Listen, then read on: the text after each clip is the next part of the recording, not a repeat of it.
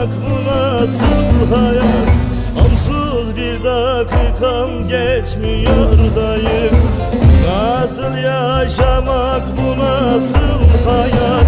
Onsuz bir dakikam geçmiyor dayı. Kıyıya vurmuş sandal gibiyim, öyle doluyum ki derya gibiyim. Kıyıya vurmuş sandal gibiyim, öyle doluyum ki derya gibiyim.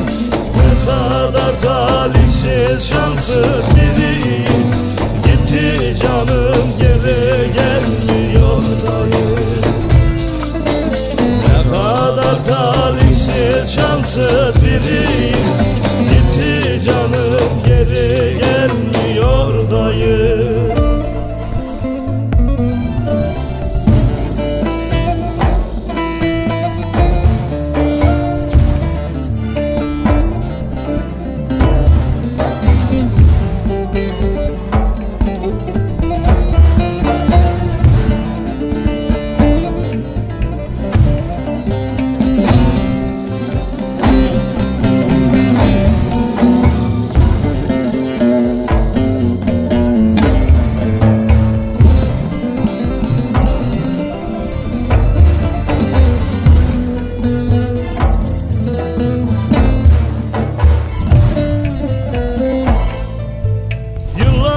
Sığındım meyler ardına, kadehler tesellim olmadı dayı.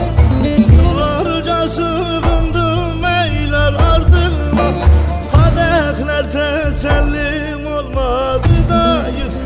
Kapıldı bu gönlüm aşkın çarkına, ömrüm ziyan oldu tükendim dayı.